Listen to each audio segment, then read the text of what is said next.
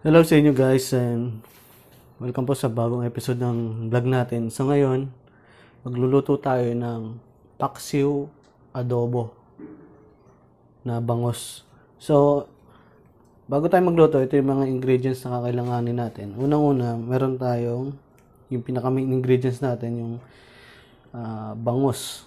So, kinat na namin siya ng 4 pieces yan. Tapos, meron tayong sibuyas. The more na mas maraming sibuyas, mas masarap yung adobo. Adobong paksiw.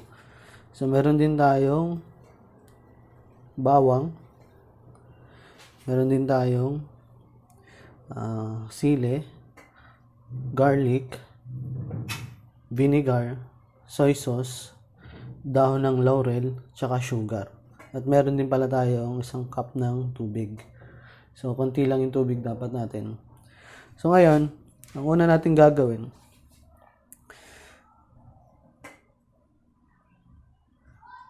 bago pala tayo mag-umpisa guys, kung bago kayo sa channel namin, huwag niyong kalimutan mag-subscribe at click yung notification bell para maging updated kayo sa mga bagong video namin.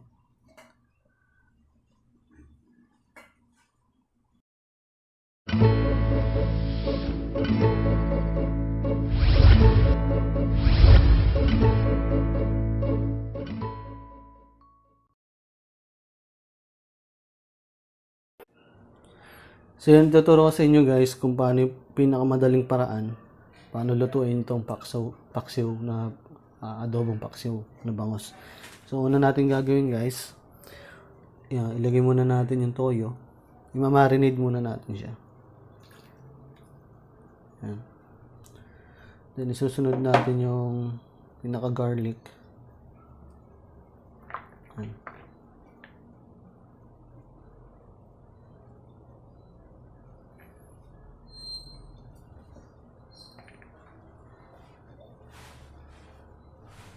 Susunod natin yung luya. Yan. Ihalo natin dyan.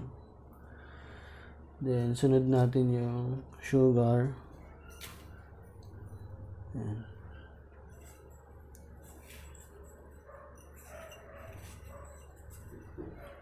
Then, sunod natin yung pinaka-vinegar. After nyan guys, ihalo natin siya, mix.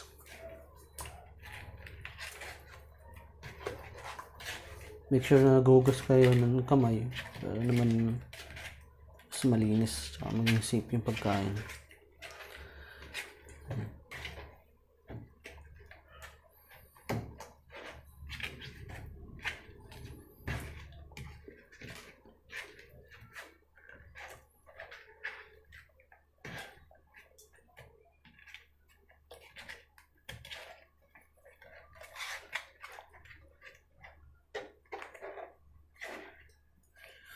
Pag well marinated na yung bangus, ilalagay na natin siya doon sa pinaka lutuan natin. Yan.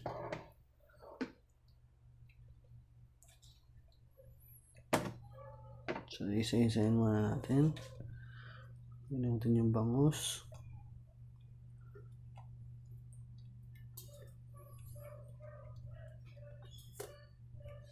Sibuhos natin to.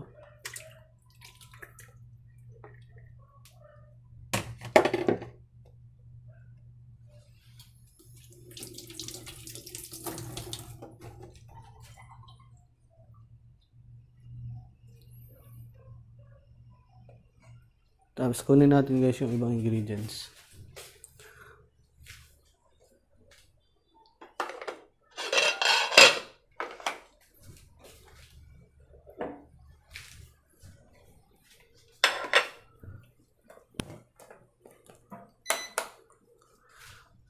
So ilagay natin yung sibuyas.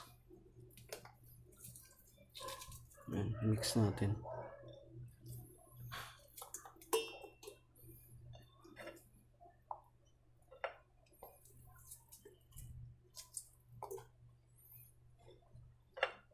Tapos yung dahon ng laurel.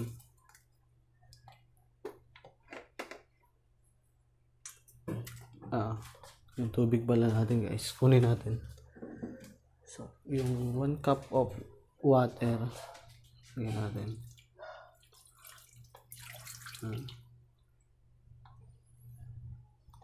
Tapos, open na natin yung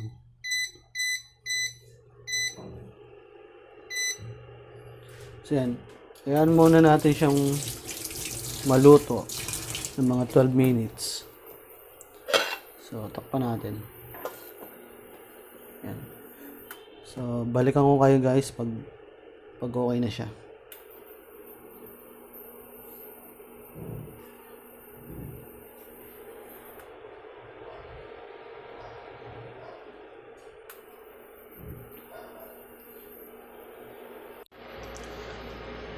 Ayan, bali guys, kumukulo na siya, no? So, i-check natin. Yun, no? Lumabas na yung pinaka-excess oil ng isda. So, ngayon, ang huling gagawin natin, ilalagay natin itong pamintang buo. Actually, hindi ko na isama doon sa, sa intro natin. Pero, ito, ilalagay natin ito ngayon. Lumikit na. Lagyan natin pamintang buo para lalong sumarap. So ngayon pa lang naamoy na natin yung pagka-paksiw adobo niya. So mga ilang minuto na lang pwede na natin siyang serve. So takpan na lang ulit natin. Ayan, check natin guys kung anong lasa.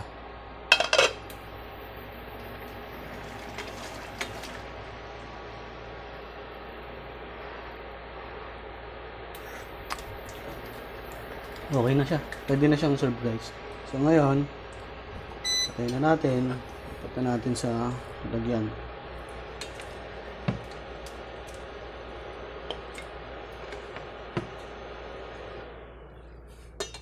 Lagyan natin sa sabaw.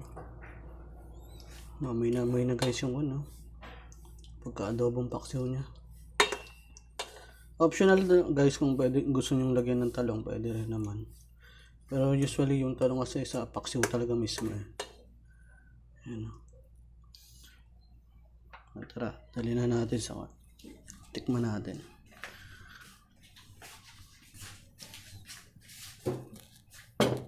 Ngayon try natin tikman yung fish niya na may kasamang kanin. So, ang problema nga lang, hindi naman siya boneless kaya ingat din sa tinik. Sabaw. Hipan natin. Ito guys, oh. Kain na kayo dyan guys.